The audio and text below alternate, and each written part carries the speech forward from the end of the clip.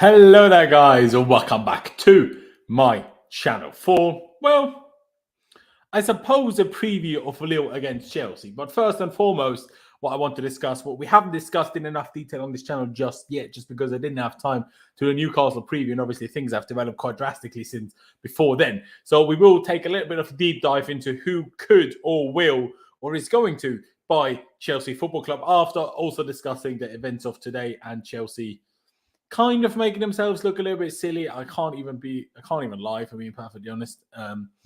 But yeah, that's a lot to get through. Chelsea have had a bit of a howler today by requesting the game at Middlesborough on Saturday to be played behind closed doors after we were not granted an extension of our license by the UK government to sell tickets to the game. We were even willing to give them away for free, but even they weren't having that. Still don't understand why they're not just making a bank account, which is controlled by UK government, and they make sure none of the money goes anywhere, so that we can at least sell things. But hey, that's what they want to do. That's what they want to do. But Chelsea had a stinker then by basically asking for the game to be behind closed doors because, well, I mean, yeah, we shouldn't be affected. It should be Roman, not us as fans and the club. But it also shouldn't be Middlesbrough, even though they were absolute twats about it, the way they, reacted to the whole thing. But Chelsea have now retracted that whole "we want to play behind closed doors" thing. Does that make us worse? Does it make us better? I would say better, personally. I mean, still stupid for the initial thing, but at least we didn't stick by it. That's my opinion on that. But I am joined by my three most regular guests, which I'm very excited about, to discuss the most important things around Chelsea in terms of who will actually be the next owner, because it is quite a big topic, to say the least. Let me start with you, Clutch. Thank you for coming, as always, mate. After we figured out that the USA changes the time back to summertime earlier than Europe does, and you were very confused in terms of when this is starting. But here we are. We found ourselves together.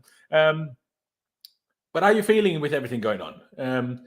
Feeling positive that whenever a new owner comes in, things will be fine? Or are you more in the camp of whatever the new owner will be, will not be the same as it was until now? I'm feeling cautiously optimistic. Obviously, I know a lot of people are very worried, and I do, to some degree, share that worry. But at the same time, we can't control very much, so we're at just a waiting game to see what happens. To me, like, the requirements for me is I just want an owner who puts the pieces in place, which is like keeping Thomas Tuchel, putting like a director of football who's going to make the best decisions and invest wisely when we need it. The stadium thing for me, I mean, obviously I don't live in England, so I can't really speak on that. All I know is it just depends on what people who go to games every week and support from England, what they want to do, and do they feel like making a bigger stadium would help? What does it feel, moving it, whatever. But as far as like the ownership goes, like, I just want somebody who's going to show a little bit of care. Say whatever you want about Roman. At the end of the day, he cared about the club, and he did what was best, what he thought was best for the club. Whether that be sacking a manager, looking for the best of the best, paying for Kai Havertz, paying for Lukaku, whatever he thought was in the best interests of the club. Now, as we transition, I think that needs to be going to everywhere. The board,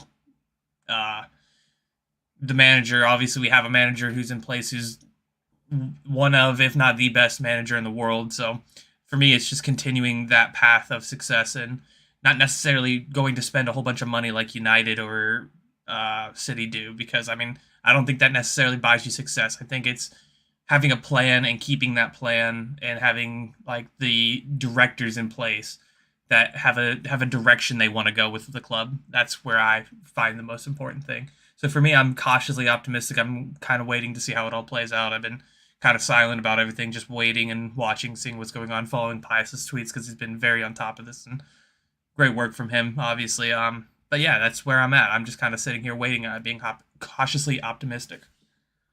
Yeah, to be honest, mate, I see that completely, because as much as we are now here to talk about it, essentially I've not been too like vocal about what I want, what I don't want type thing, because whether I want a certain owner or don't want a certain owner, it doesn't really matter or change anything, because I'm not going to be the one who decides anyway. So I'm kind of like, I'm going to hold my horses to make presumptuous statements or also have presumptuous opinions, because we will only find out details about whoever the new owner is once they're the new owner anyway, because then once we get to that point, we can take all of us, whether it's as individuals or, the bigger journalists, can take deep dives into who these people are, what they do and stuff. So then I can make myself an opinion, but I'm not going to do in-depth research about 17 different people. I mean, according to the Rain company that are in charge of the wholesale via Roman Abramovich and now in collaboration with the UK government, apparently with interest from over 200 parties, which is a bit mad. But you shouted him out there, big up Pice, even though he tried to tell us yesterday he's not a full news page. But I certainly appreciate him the most for being a news page because I get all my news. So Pice, Clutch gave his opinion in terms of whether he's kind of positive or scared or worried.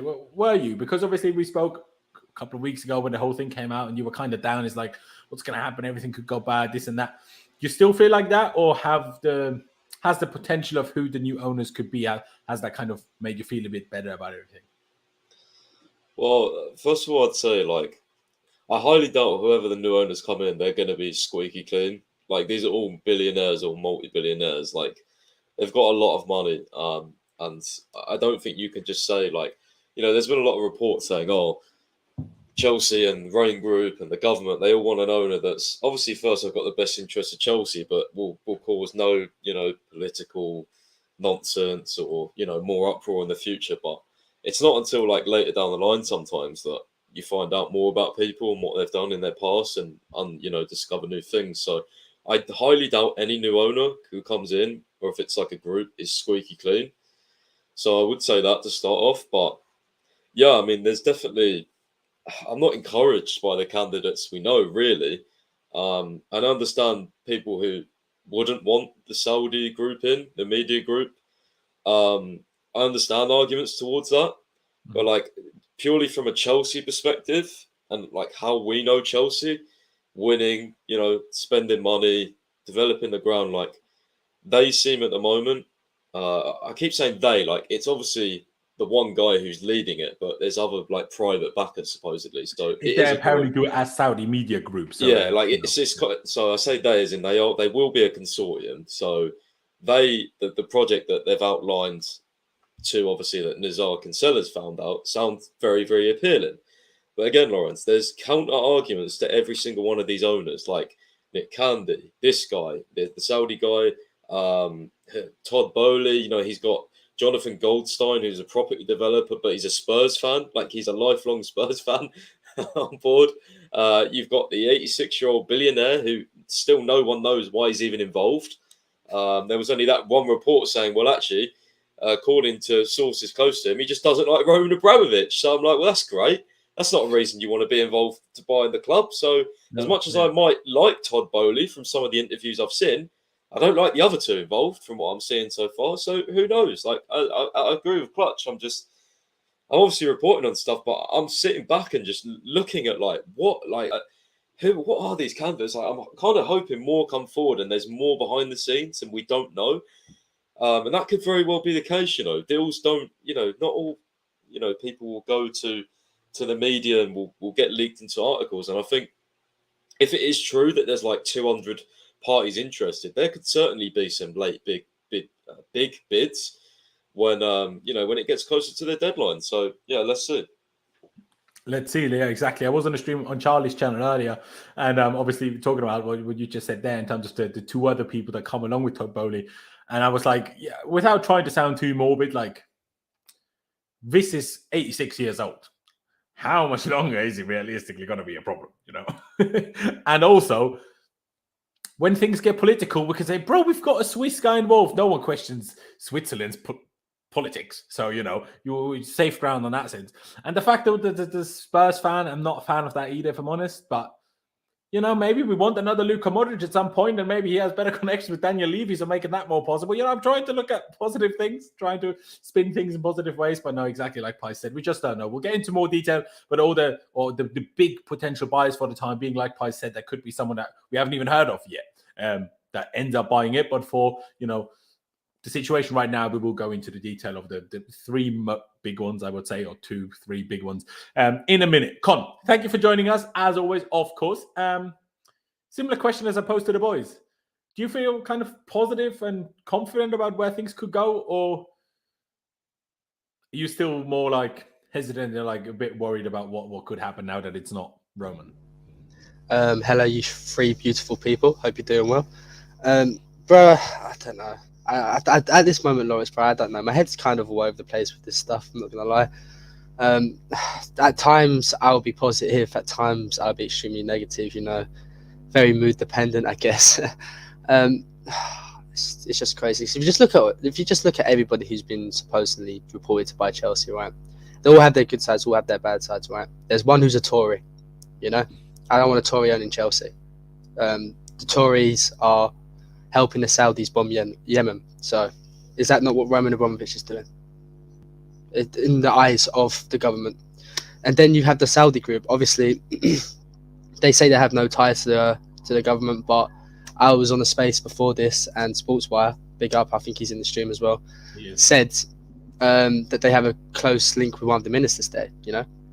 And do we really want to get involved in that? But at the same time, Boris Johnson wants to speak to the Saudis to get, you know, oil. So Chelsea could be a bargaining chip in that as well.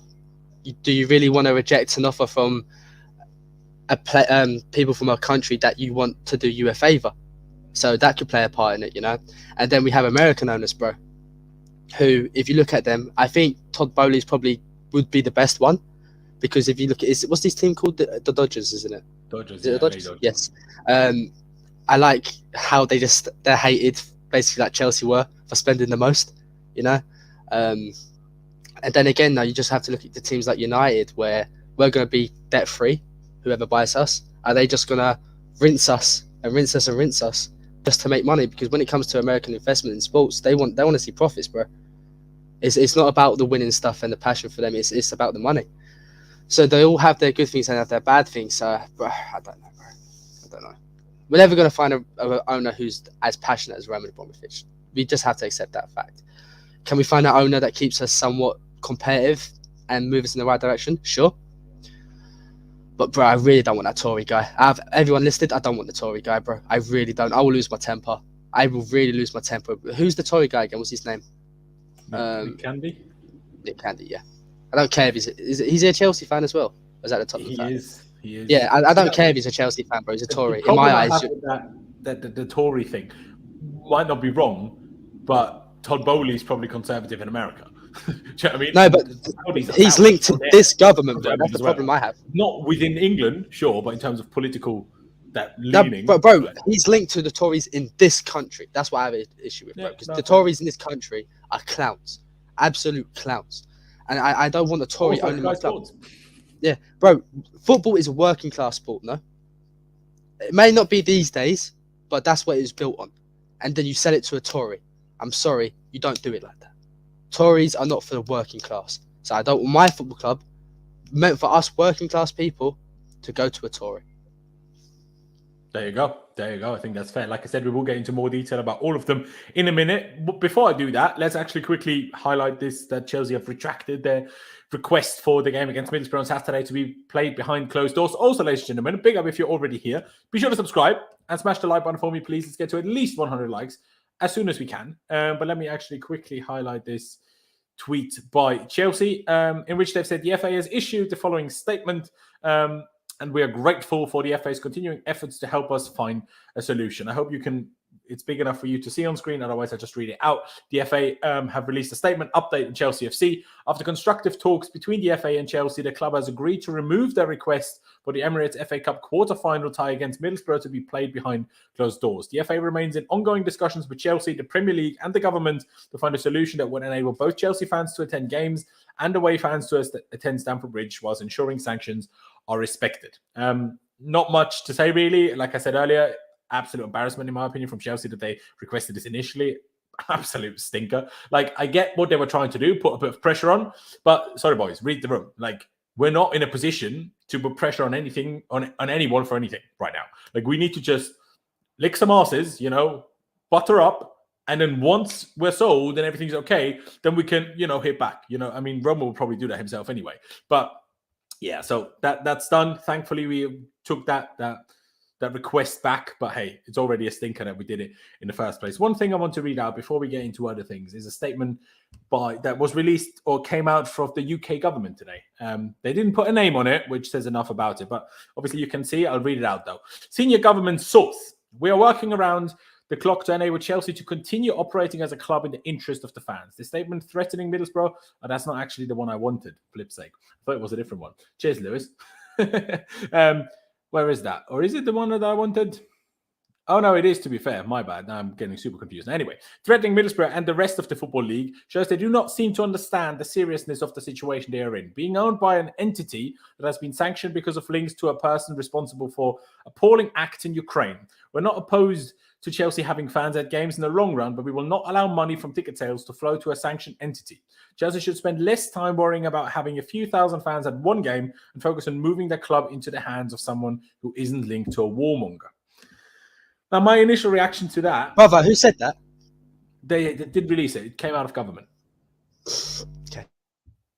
So they didn't even give a name on it. Didn't even have the balls to put a name on it.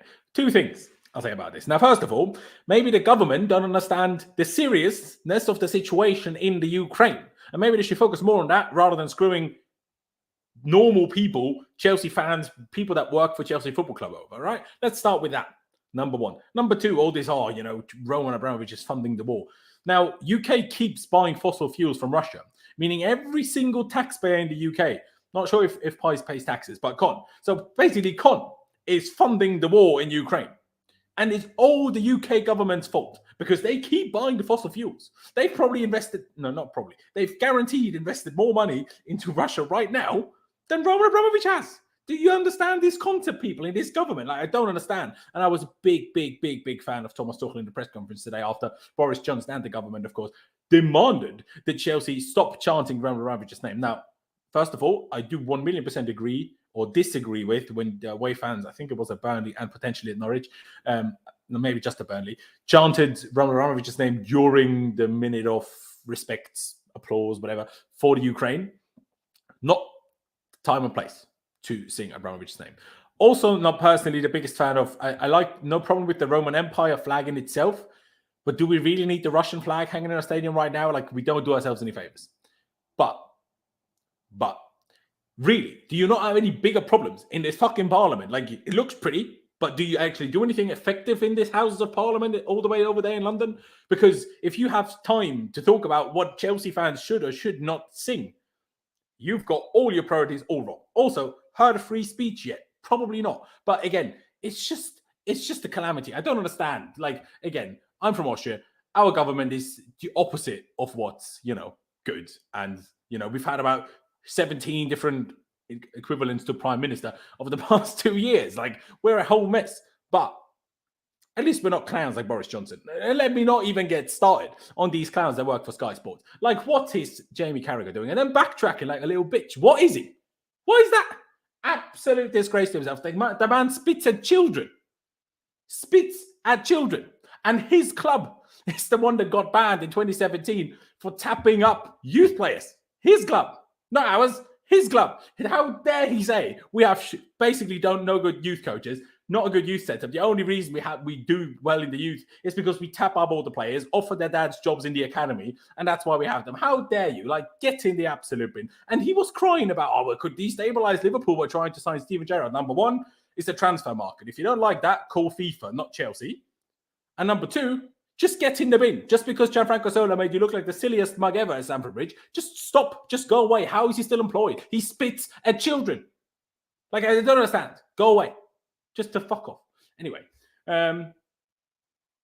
anyone want to react to the statement by the government? Me, please, bro. I'm fuming. Highlight it again, or yeah, highlight it again for me, bro. Because I want to talk about a few things said here, right? So I can't really see the line at the bottom. It says so their club's into the hands of someone who isn't linked to a warmonger. Okay, let's get into this. We can get into this. If you want to talk about politics, government, Newcastle are owned by somebody definitely linked to a warmonger right now, where there's more victims from that war than there have been in Ukraine. So shut up with that. All right. That, for one, you can get in the bin for that. Two, where's your actual proof Roman Abramovich is a warmonger? Is he a dodgy guy? Yes. But did you know that? Yes, you took his money for nearly 20 years. So we don't want to hear that either, all right? And telling us fans, we should be more worried about... Shut up. We want to watch our football team play. Why is that a crime? Why are we being punished for that? You can still keep out... You allow us to get prize money and freeze that. You said that. So what's the difference with tickets? And when we try to give free tickets away for a funeral memorial thing for one of our 8 players, we're not allowed to do that. And there's no money involved there. No, this government are taking... Bro, I didn't say that. And I'm fuming with that. Because the hypocrisy in that is a joke. Considering this country is giving the Saudis weapons, and that is translating into them bombing Yemen. I can't believe it, bro. I genuinely can't believe it. How dare this government? How dare they? How dare they, man? Bro, do you know how many of us want to go football matches? It's nice being out of the house for a change. Do you know how many people suffered with depressions? How much suicide rates went up during lockdowns, bro? It's not a joke. They were having a It's party. generally not a joke. And they was having parties doing it, bro. So, yes, of course we want to go out and watch our football team, bro. Because we don't know when we're going to get locked down like animals again. So, yes, we will be concerned because we're sick and tired of being treated like animals in this country. We're treated like animals at times, bro. We are run by a bunch of clowns. How dare you talk to us fans like that? And, bro, if I get to any game in the near future, I'm singing Roman Abramovich at the top of my lungs. Not because I love the man, just because I was told not to by Boris. That I'm that petty. I'm guaranteed every single Chelsea fan who goes as well will do that as well. I will not listen to one word that clown says. If I ever go, bro, I'm going to sing it at the top of my voice. I won't do it during if there's a minute silence for Ukrainian people. I won't do that, but I will do it throughout the game. I'll do it at the top of my lungs, bro. I will do it where I can't physically talk tomorrow. I am annoyed, bro. I could go on like this for hours, bro, but I'll let someone else talk. I'm fuming. Absolutely fuming. No, exactly. Totally understandable. Like, and it's even your government. Like, for me, this is just a bunch of clowns that do shitty things. But this is your government, obviously, not that you voted for, but still, like, it's ridiculous. And then they made this statement. That's what I highlighted right now. UK Sport Minister, when asked about Newcastle takeover, Saudi Arabia is an important partner of the UK. Now you're surprised why they care about Roman after they don't have good relationships with Russia, but they don't give a shit about what Saudi Arabia do left, right, and center. Well, see, bro. See, this is the thing, bro. See, this is what I hate about this situation, right? Because don't get me wrong, what is going on in Ukraine is horrible, right? 100%. And if Roman has a part to play in that, then he deserves every single punishment in the world. But let's not forget that Roman is half Ukrainian himself. His mother is Ukrainian. His daughter said this is Putin's war, not ours. So let's just that doesn't play a part, but whatever, innit? I'm not going to listen to a BBC One panorama or whatever telling me about Roman Abramovich. I'll do my own research. And if you knew that for 19 years, why did you sell the club to him, you bunch of crooks? But secondly, bro, what they've done, more casualties have been in Yemen than there have been in Ukraine.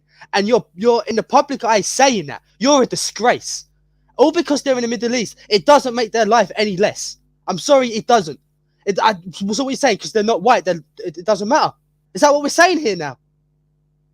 This government's a joke. Like, how can they run a country, bro? People might think I'm overreacting or mad, but we have to live with this.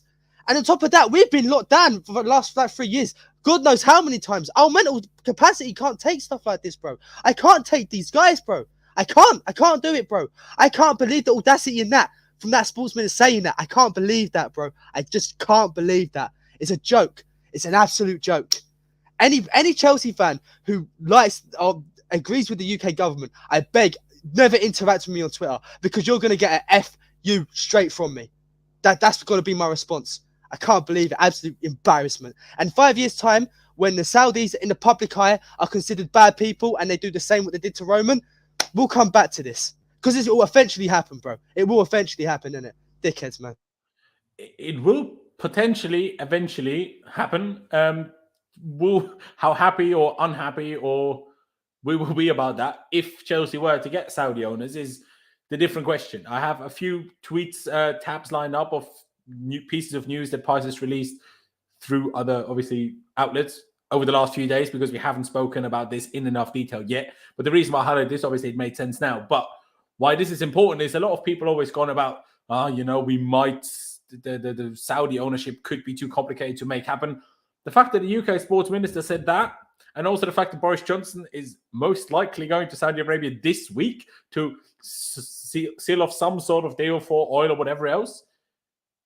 I wouldn't be surprised if the Saudi could happen, the Saudi takeover. Whether it's gonna happen, whether they are as serious as others, we don't know for the time being. But Pice, let me get to you. You mentioned it a minute ago. You mentioned it that the Saudis are there, and you understand if some people are against it and some people are for it. What we all got to remember is that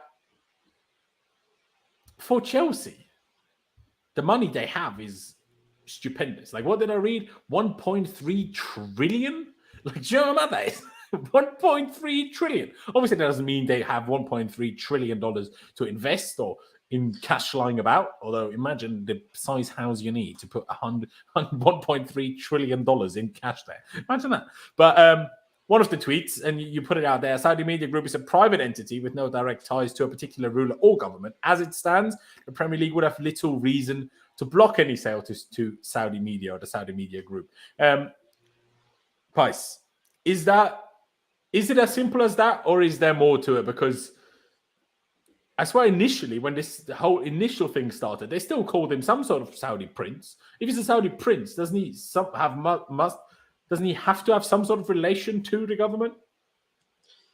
I'm pretty sure he's not a Saudi prince, but the thing is with the Saudi media is like, me personally, I just can't see it for whatever way going through. Like, I feel like it will take too long of a time, and we haven't really got that time sale because remember Newcastle's one took. I don't know how it got allowed, by the way, because Newcastle, like, they're involved with the Public Investment Fund of Saudi Arabia, the chairman of which is the Crown Prince of Saudi Arabia, Mohammed bin Salman, who has been involved in some horrific crimes. So in many ways, it would be very hypocritical if the Premier League decided to reject Saudi Media Group, because they are like, you can't get more at the top of a Saudi ownership than what Newcastle have. Like, these guys, you can't go above Mohammed bin Salman. Like, he is literally Saudi Arabia. Like, he runs the country. So, yeah, in many ways, it would be hypocritical. But who knows, man? Everyone hates Chelsea. And I just see many journalists writing stories. Chelsea can't be allowed Saudi Arabia, all these crimes and da-da-da.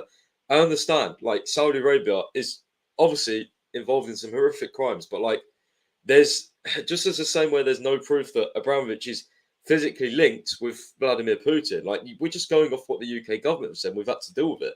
Roman will probably go and, fire back in a few months' time because he has already sued someone this year, a book, and won like a lot of money for them saying he was involved with Putin.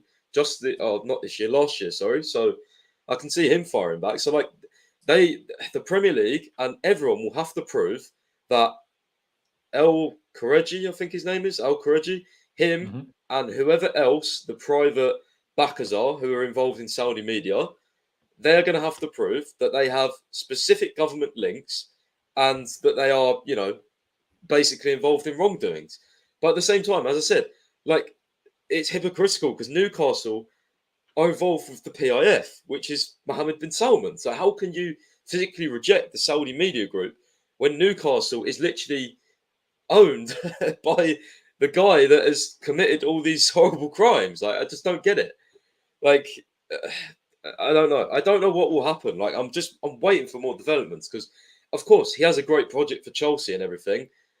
But, like, I just feel like there's going to be too many ifs and buts and, like, little corners to try and discover. Like, you know what I mean? Like, I just feel like it's easier for the government to sell to, I don't know, Nick Candy, for example, because he's right up their asses anyway, right? So, yeah, can I see it happening? Yes and no, but more no, because I just feel like the process will be too long. But I swear, if this doesn't happen, they're just hypocrites anyway, because of the reasons I've said, because they're Newcastle. Like, you can't get more above in Saudi Arabia than Newcastle are. Like, it's stupid. Could there be a scenario in which the fact that obviously Newcastle are essentially owned by the Saudi Crown Prince, and if Chelsea were to be bought by the Saudi media company, which obviously has, just by being the main media outlet in the country, has some sort of not only business rather than, direct ties, but still ties to who's in charge at Newcastle and in Saudi Arabia, could that become a problem in your opinion ever, or do you think that's not Well, something- they're arguing against that, aren't they? They're arguing that they are a private entity and they have no direct links. I mean, there's been a report come out last night, I think, from Sami Mokbo, who's very, very reliable in the Daily Mail, like one of the chief reporters, and he said Chelsea have asked every single bidder who's going to bid to do a detailed background of their investors.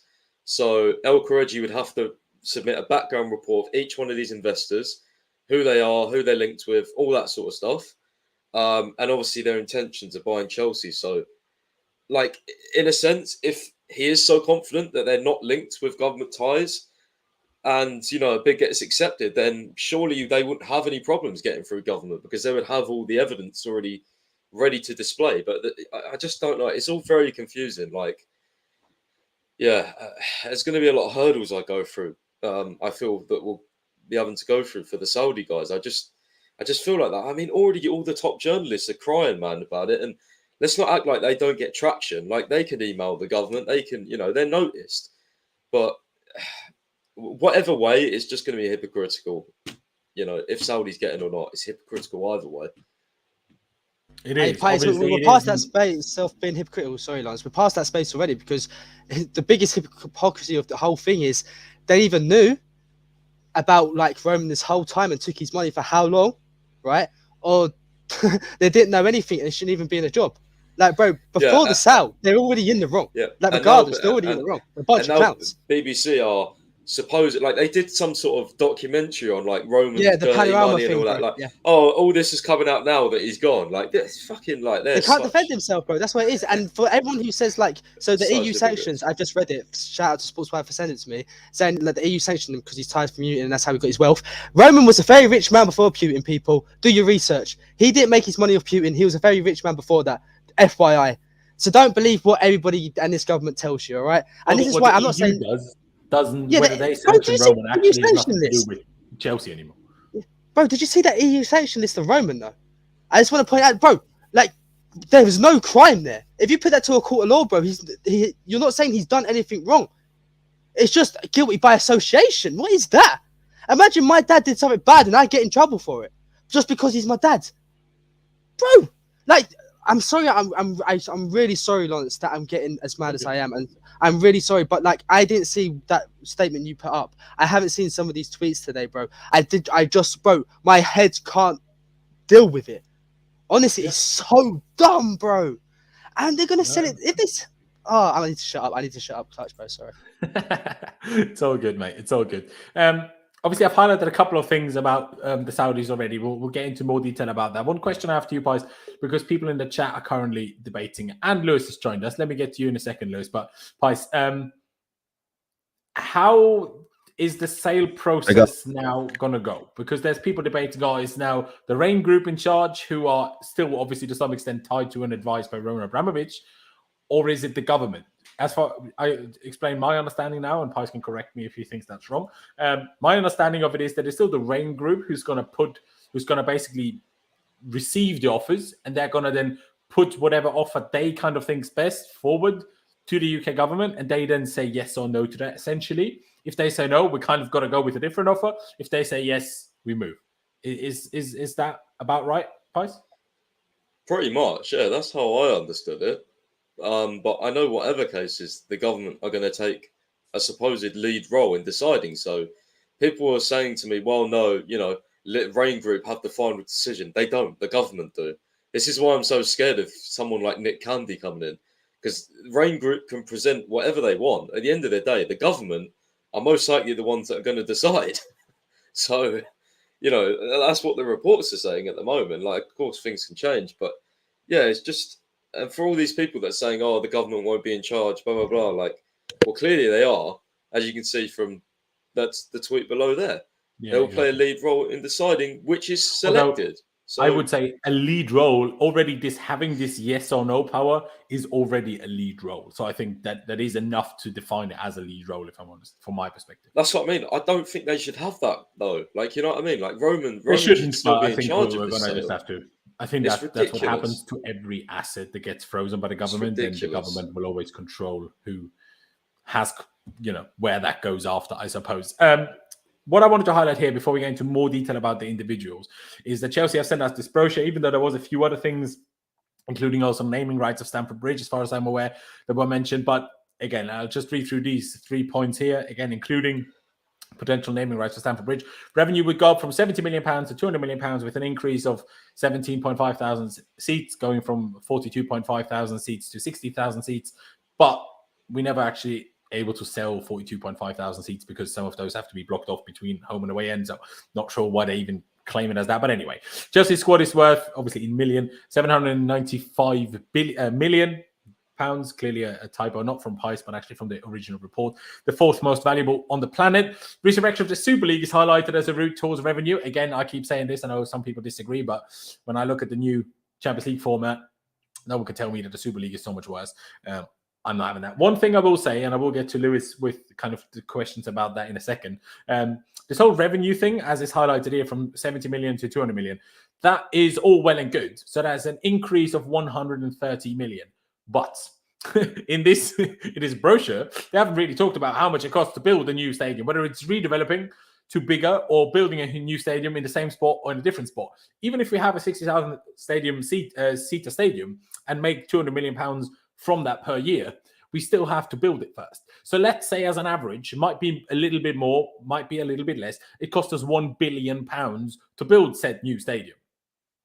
All right. So it's going to take us between 8 and 10 years of having the 60,000 seater to even pay for the stadium, right? So this 130 million pounds extra revenue is all well and nice, but that is only essentially an extra piece of revenue after the stadium's paid off. And that's kind of the situation Arsenal were in a little bit less of a sum, but Arsenal were in when they built the Emirates. And look where they ended up. So I think just to say, oh, when we have such a bigger stadium, we can make so much money, that's good, but that's only good if we have an owner that doesn't want the money back for the stadium.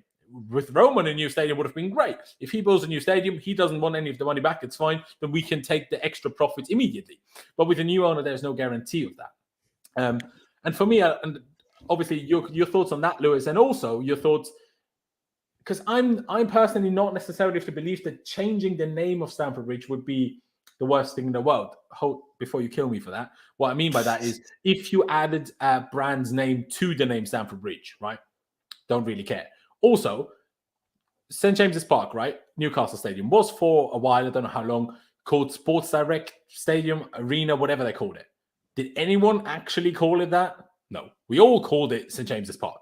And we're always going to continue calling it St. James's Park. Same as if theoretically they changed the naming rights of Stamford Bridge, we would still call it Stamford Bridge. And if they leave the name Stamford Bridge so someone said here, Stamford Yokohama Bridge. I mean, it would probably be not splitting up the two words, Stamford Bridge, but more before or after. But regardless, if they did that, would it be ideal? No, of course I prefer it to just say Stamford Bridge.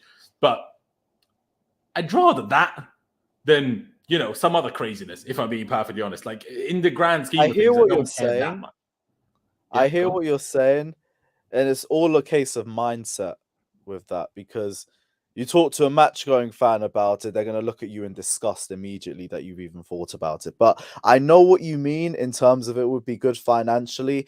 And No. I get that, by the way, from the fans that go. I'm not saying I think it's a good thing. I'm just saying compared to a lot of other things that we might be doing or that could happen, I don't think it's the worst thing. Again, we're just going to call it Stamford Bridge anyway. Who gives a shit? That's the thing. Like, Tottenham's ground's called the Tottenham Hotspur Stadium. Everyone still calls it White Hart Lane. I get exactly what you're saying. Exactly, yeah. It's you don't even want to think about it, to be honest. But I think if it was a case where we had to, and we have to bite the bullet, I wouldn't be outright pissed off about it, because we'd still call it the Bridge regardless. But it's not really a position I'd want us to have to be in, but we don't even know what position we're going to be in right now. Literally everything about Chelsea Football Club is up in the air.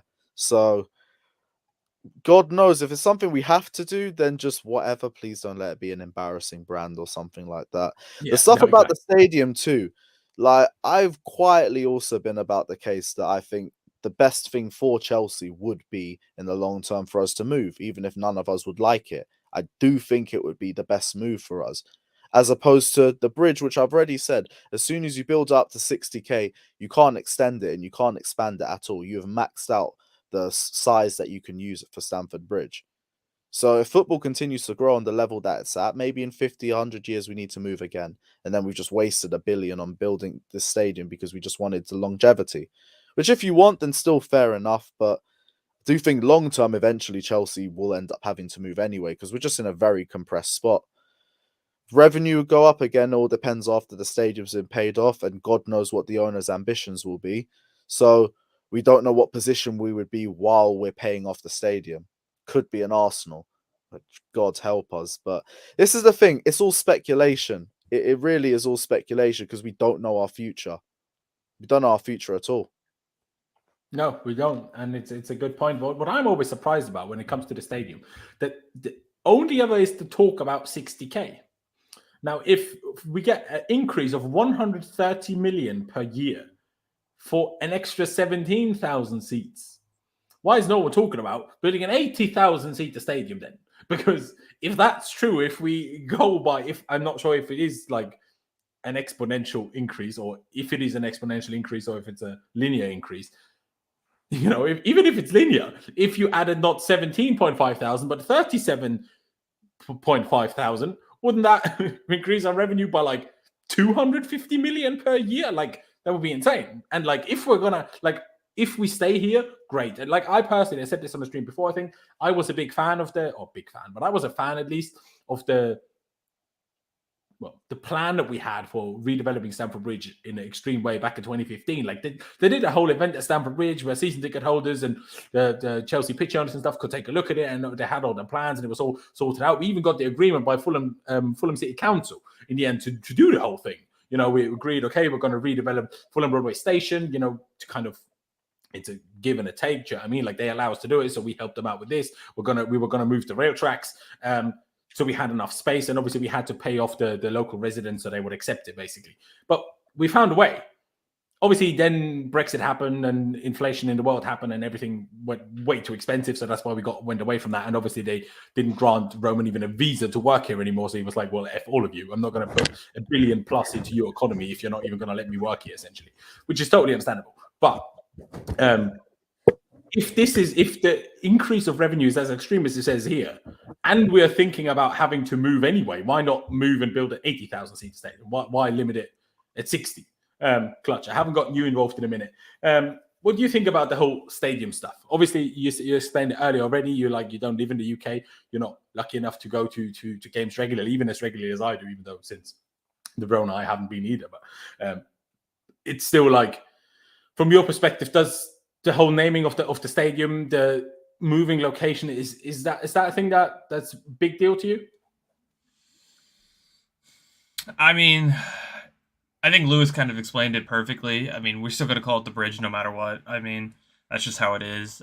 It happens a lot here in America where new stadiums are built, even though, like, the city I live in, we have the first soccer-specific stadium in this country. So the team that plays here in my city, they actually were the first ones, I say in quotation marks, to have a soccer-specific stadium, and we just built a new one. So that is to increase, like, the city's interest into coming to watch the sport, but obviously it's a little bit different here, considering the sport here is a lot less relevant than it would be in England.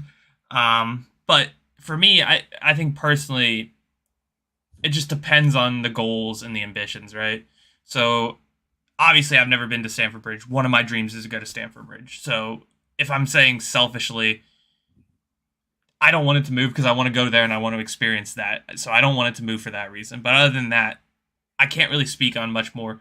Like, sure, increasing stadium seating would be good because that's increasing revenue, obviously. But at the same time, I'm just in that mindset of, like, if you're asking me personally, what do I want them to keep that stadium. If you need to expand on it, sure. But, like, eventually when everything gets calmed down and I'm able to go to the bridge, that's what I would like. I'd like to go see that historic venue, that historic stadium. That's where I want to watch Chelsea, not in a brand new one, because it's not going to have the same importance to me at that point in time. I'd rather go see it at the bridge.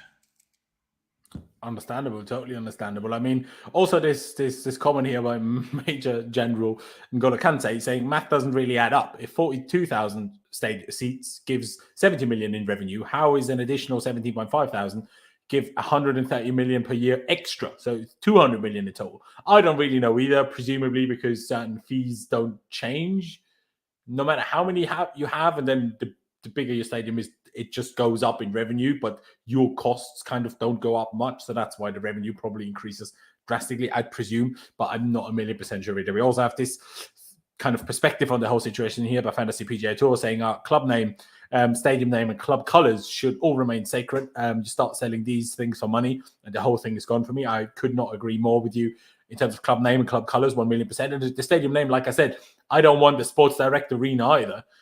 But if they added a brand name to the name Stamford Bridge, I don't think that would be the worst thing in the world. Because our stadium name is still there then. You just added something to it. That's why I wouldn't hate that too much. Pies. We were talking yesterday in the group chat, before we move on from this and talk about the potential buyers, because we've been already here for 50 minutes, bloody hell. Sorry, boys.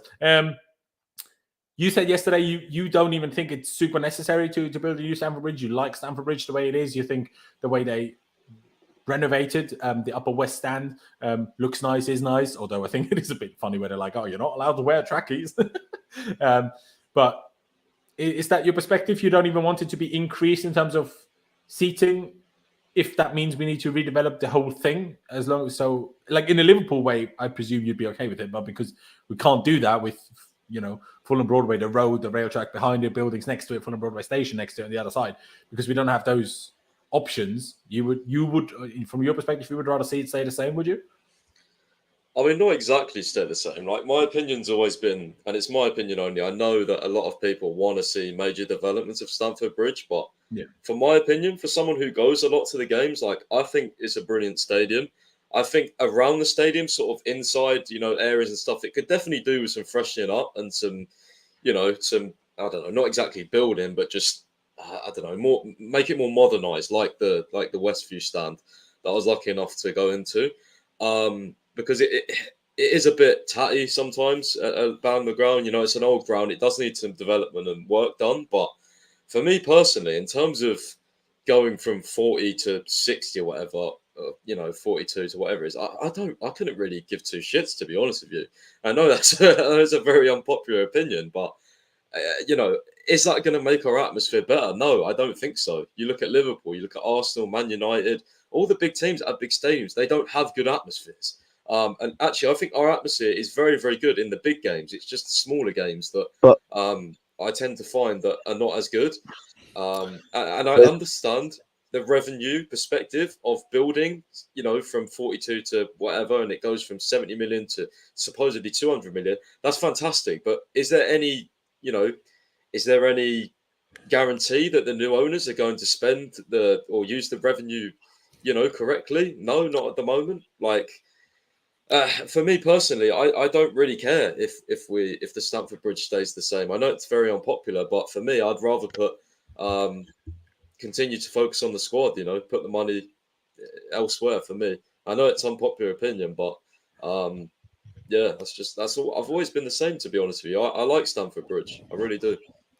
I get you, but for me, the thing is, I know we're talking about the atmosphere and everything, but if they rebuild the bridge, it's not because of that. It's because of how much revenue they stand to make as a result of it, which is the annoying part. Like, if you looked at the design of the new Stamford Bridge, they only really added about 5,000 additional normal seats, and the rest are about 13 to 15k of hospitality seats all around the stadium. I think it was 8,000, but yeah, it's still not a lot. Yeah, in the shed and in the Matthew Harding as well. So if we were to be in the new Stamford Bridge, regardless, like, the atmosphere would dip. That's not even a question of it, in my opinion. It is happening. There's a cut-off between the upper and lower tiers of each stand now, so we'd have to firm that one. But it's not about that. It's about the revenue the stadium could make.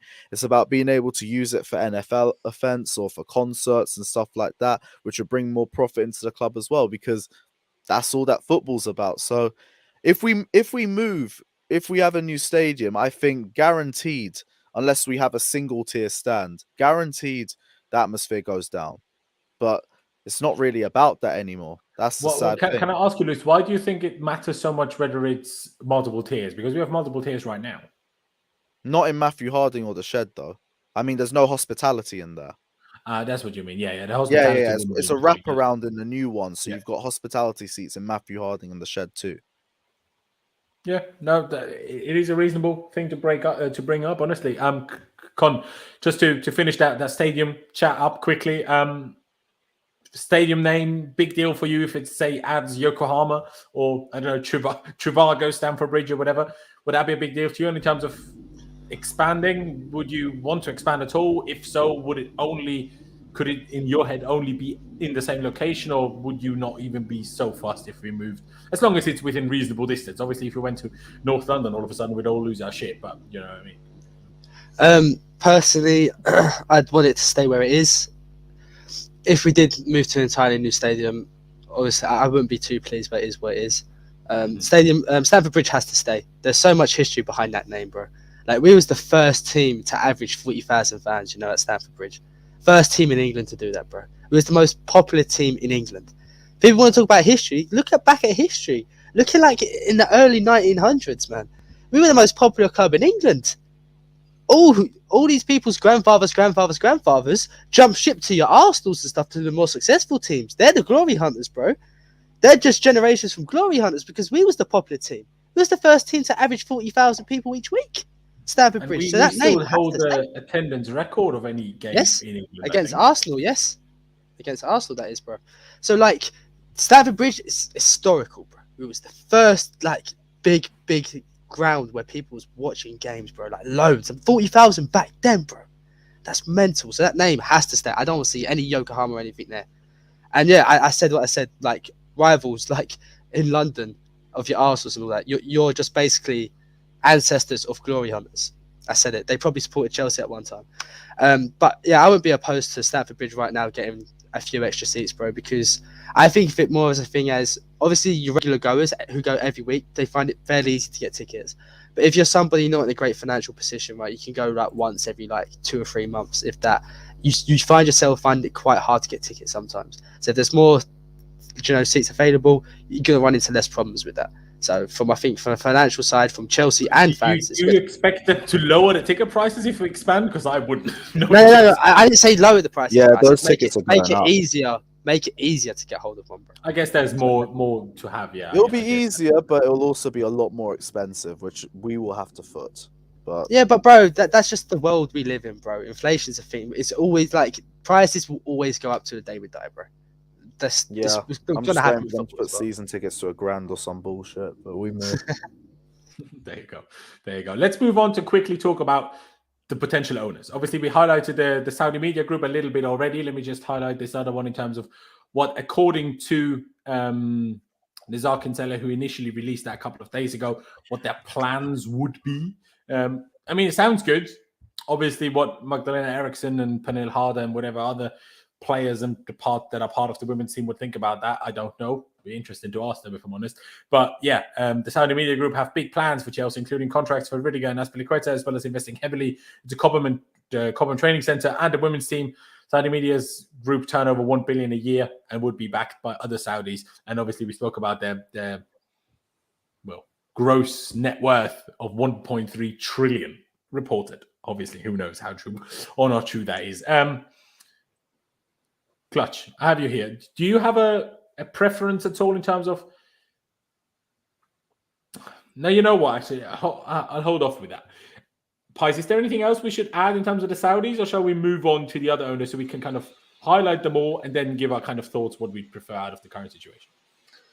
Yeah, I mean, probably just do whatever, bro. I guess move on to, I don't know, Todd Bowley or...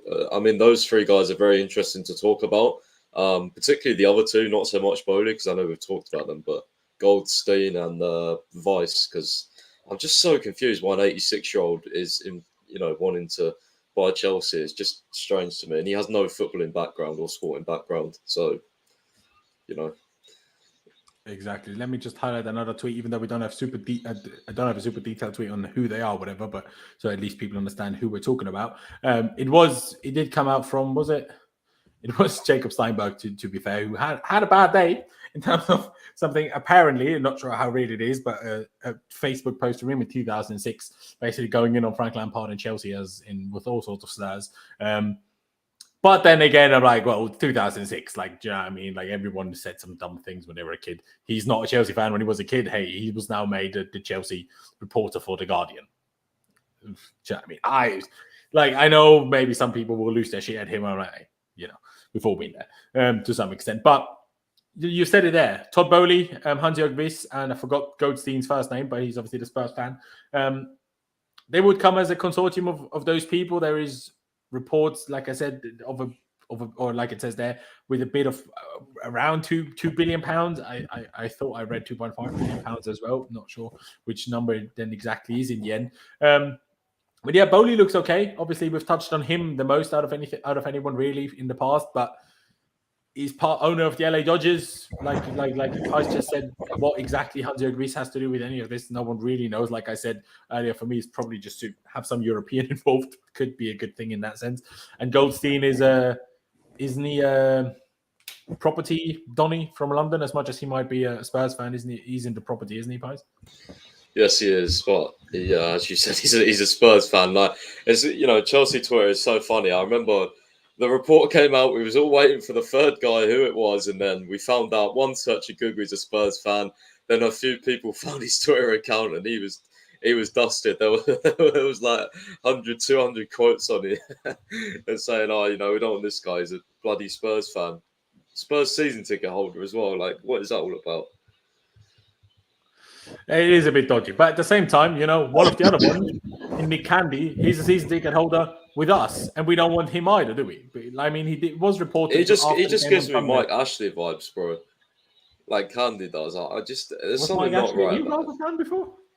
That was what he was saying, right? In his interviews, he was like, I love Newcastle. Blah, blah, this, I don't know. Okay, but Nick Candy's he's actually from Surrey at least, so I don't know.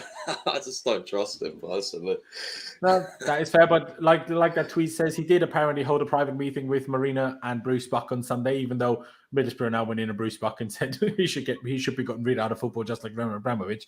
Not sure on what basis, other than that they don't like him, but fair enough. Nick Candy, obviously British, Tory. But also, he's also into property, isn't he? But apparently, I should have probably got that tweet up, but I haven't right now. He is try to get that money with an American hedge fund group and company. So doesn't really have the money. Kind of needs to loan the money to have the money. So how is he going to have the money to invest properly after? So not really sure about that. Anything you need to add in terms of him before we get into opinions? More about who he is, what could be expected if it was him. Well, that's the only. I know he's a Chelsea fan, but all he's talking about is development of Stamford Bridge, and also the other thing is he wants to have sort of fan representation on the board, which I'm not really a big fan of. I think if you get fans involved, he's a fan. It kind of just screams of emotion based on logic for me in terms of the decisions. I've never really been a fan of that sort of thing. In some ways, could a fan being involved in the board be good? In some decisions like the Super League and stuff, yeah, of course, because I don't think many Chelsea fans want the Super League. But again, whoever that is or whoever gets involved, if he does come on the board, is going to come under a lot of scrutiny anyway, because not everyone's going to agree with the decisions they make. So for me, it's just going down another rabbit hole by getting that and sort of that involved the fans. But I guess it could be something that the British government right? I don't know. It's a weird one. But yeah, he's mainly a property developer. And yeah, he's getting funds, as you said, from a hedge fund, which is Citadel LLC, reportedly. The owner is Kenneth Griffin, who's very, very rich, something like 28, 29 billion. But obviously he's, with a hedge fund, it's practically kind of like a loan, right? So he would have to pay that back at some point. He just seems desperate for me.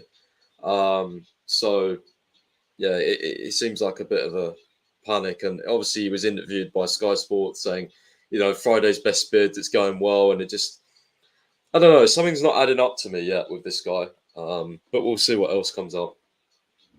It is funny. Lukey mentioned it there. What about the Turkish billionaire? Yeah, we haven't heard his name in a hot minute. But shocker. Obviously, I never took that as a particularly serious thing. As a question, before I get to ask all of you guys who you'd like or what your thoughts are on all the potential buyers. That question by Fantasy PGA Tour, I'll just ask it to you, Pies, essentially. Now that Roman isn't getting any of the money, who decides how much money it needs to be sold? Because if the money doesn't go to Roman... I think Roman's still setting the price, right, of what he would ideally like. Of course, but if he's not allowed to touch any of that, does he give a shit? Well, I mean, I don't know. Yeah, I guess that's a good point.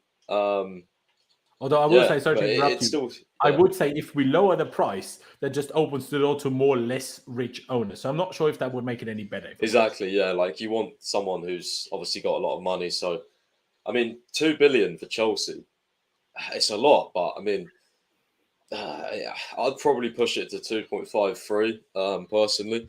And another thing I was going to say was supposedly like the potential bidders have now been allowed access to the sort of latest financial accounts and the wage bill and stuff. So, I mean, that will soon put some people off because once they see our wage bill, they might have a heart attack or something. So, we might just get rid of Lukaku in the summer. Who's complaining?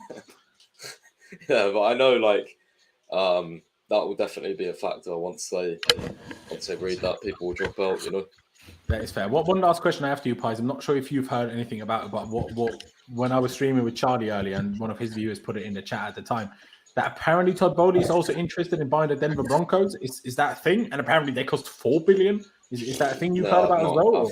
I've not read up on that yet, but look, I know his company has about 40 billion in assets, but him himself, his net worth's about £4 billion, I think. About 5.5 in USD, if I'm right. So, yeah, I don't know. Like, his company's very, very rich. But if that's true, then I don't, like, I want someone who's just going to primarily focus on Chelsea. And this is why, like, I'm more in favour of the Saudi guy, because he is just like the project that was laid out, if real, just sounds unreal. Like, it's the full package. Nick Candy hasn't shown us the full package yet. He's only talking about Stamford Bridge and fans. Like, what about the squad? What about the academy? What about all this, There you go. But let me ask you guys what you actually think about it. Before that, though, we have 457 people watching. So big up everyone that has tuned in. Please do subscribe. We're on the road to 15,000 subscribers. And every new subscriber counts. And considering there's 450 of you, there's a chance there's a fair few of you that aren't subscribed. So please hit the big red subscribe button down for me. Musa saying in the chat, Elon Musk, get involved. Do you know what I mean? Smash the like button or Mike Ashley takes over. Huh? Smash the like button or Mike Ashley takes over. Exactly. Let's get to 8. Bro, we have 460 people here. We need to get to at least 250 likes now. So go down below, smash the like button for me. Con, I will start with you. Out of who we've discussed now, do you really have a preference? Obviously, there's pros and cons to everyone. Todd Bowley, to me, seems to be like the safe kind of middle ground, while the Saudis are probably the best in terms of financial investment, but obviously they come with the most baggage, shall we say. Well, Nick Candy, I'm not really sure what to make of it. He seems quite genuine in terms of what he says. Obviously, Pies makes a very fair point. It could well be PR. But more so than that, I'm not really that bothered. I like the fact that he would like, I know Pies says he wouldn't, but I wouldn't mind the fact if Chelsea fans were on the board, because they can still be outvoted by the other people. That doesn't mean they have an overriding vote. But to have a vote and to be there means it would all be more transparent. So from that perspective, I wouldn't be against that necessarily. But if you need a hedge fund to even make the thing happen, I don't think you're quite it. So obviously it could be someone that we haven't even heard of yet. But for what we know right now, what are you siding with, if I ask you like that? Well, definitely not the Tory. Don't care who he supports. Don't care if he's a Chelsea fan. He can get in the bin. The only thing that worries me of that, the consortium with the Swiss guy and like Bowley and stuff, bro, is like Chelsea saying we hate Tottenham every week at the bridge. This guy's a season ticket at Tottenham, bro. He's not going to want to hear that. So it makes you question like what he's sort of planning. That's like a money incentive for him. It's not a passion one for sure. We're the team that hates Tottenham more than anyone, barring Arsenal. So if his incentive's just going to be money, the Swiss guy is definitely not football. It's definitely money. Come on, this guy's, watch Marcus Alonso too much. He's going to be no longer here. So it all goes down to Bowley, doesn't it? And does he have other commitments he wants to focus on? Does he really know that much about football? Is he just a good talker? I don't know. Then the Saudis as well. I don't know. Because like you said, for the women's team, it's not a good look for them, is it? They might not be happy with that. All of them they all have cons, bro. They all have cons. I generally, at this point, bro, my head's gone. I don't care.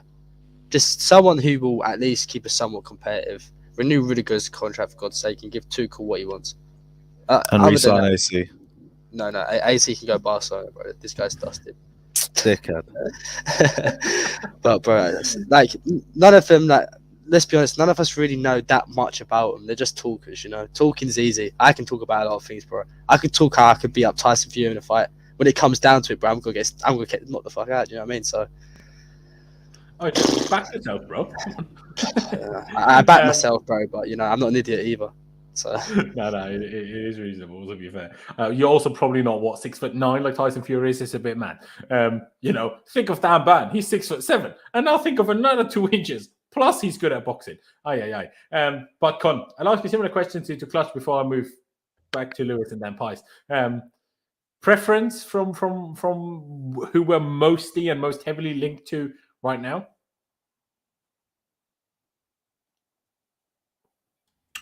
Is that to me? I'm sorry. Yes, sorry. Unfortunately, since I'm a Denver Broncos fan, I can't seem to get away from Todd Bowley, can I? So have you read anything about this? Is this a thing that's happening at all? I know they want to sell it. I didn't know he was involved in the selling. I'd rather him buy the Broncos than Chelsea. If you're asking me at this very moment, it's probably the Saudis who would be my preferential candidate. But at the same time, like I said, these guys can all say all they want. It's actions that mean more than anything, and they can't make actions until they get the club. So it's hard. So all we know is from the Saudis, they want to develop the women's team. Fantastic. They want to put because he's gone. Rudiger and Aspie's contracts in. Sorry. Yeah, those two contracts to be one of their priorities. They want to Cobham investments. So that to me shows that they have some sort of support. And they got money to back it. So that's where I'm at. It's just, like I said earlier, I'm cautiously waiting. It could be anyone's game. Anyone could be good. Anyone could be bad. Like, it's just, I guess, the ones with the most money at this point, probably the best. Probably, yeah. Like, it is understandable. It's a tough one. Lewis, how do you see it? Is it a case of just give you the most money, or are you like, let's make sure we don't put ourselves in a situation where what happened the last 2 weeks happens again, which theoretically one day could happen if we got Saudi owners. And it's unlikely to happen with a random Todd Bowley guy, do you know what I mean? Nah, but it's like the fucking whoever that head of sports guy said. Saudi Arabia is a good friend of the UK, so we necessarily don't have to worry about that. To me, they bring so much money that whatever we need would be like fair change to them. So they're obviously my number one pick. The Wisp, Healy, Goldstein thing just seems hella complicated, and like we said, there's a Tottenham fan in charge, so it's not the most favorable of options for me. Who is the other one again? The fucking Tory. God forbid. Yeah, you see, these aren't really appealing options, and they're all rushed as well. But yeah, I'm not even gonna lie to you. I'm going for the Saudis number one because they're not going to be under the same issues as Roman Abramovich does. They're shady, but what owner isn't shady? It's just which ones get spoken about and which doesn't. So I don't really care, to be honest. And after all the shit that we've had to deal with over the last 10 days, with every rival fan sticking their head in and trying to dance on our grave, if we come back 1,000,000 times more richer than we did the last time and we get to be as shameless as hell, I'm here for it. So give me the Saudis. Fair play. Ladies and gentlemen, someone made a fair point. I forgot that I can even do that. I put a poll in the chat where you can pick who would be your personal preference out of the three main candidates for the time being. Again, like I said, could change. But put your votes in. And Pice, let me finish it off with you in this debate. Obviously, I know you're more leaning towards the Saudis, but how would you necessarily explain that? What are your reasons for that? Sounds shameless, but money. First and foremost, I'm a Chelsea fan, and I want us to win, and I believe they will give us the best possible chance of winning and continuing on of Roman's legacy. So that is as simple as it for me. I don't want to dive too much into the politics and different things. I'm a football fan first and foremost, just like I haven't really spoken much on the Abramovich situation. Um, you know, I think they have the best project and the most money so far from what we're seeing. And also, I mean, I know it's Nick Candy's a Chelsea fan, but this guy he's also, by the way, built a stadium already in Saudi Arabia for Al Nasser, which is a new state-of-the-art stadium because he supports them. So there's that as well. It just seems to have everything, like ticks every single box, apart from obviously the politically controversial issue, which remains to be seen. If he does get accepted, would it go through the fit and proper persons test and all the other hurdles? But yeah, they're my front runners at the moment. If there was, ideally it would be a really rich European billionaire. Like, I haven't actually tweeted this out because I don't know if it's 100% like. Basically, Alan Brazil on Talk Sport, he's from Scotland, right? And he said that there's a Danish billionaire. I can't pronounce his name. It's like Lewis is already excited. yeah, AC's re-signing. Let's Bro, go. it's like hang Lee! on. It's like Anders something.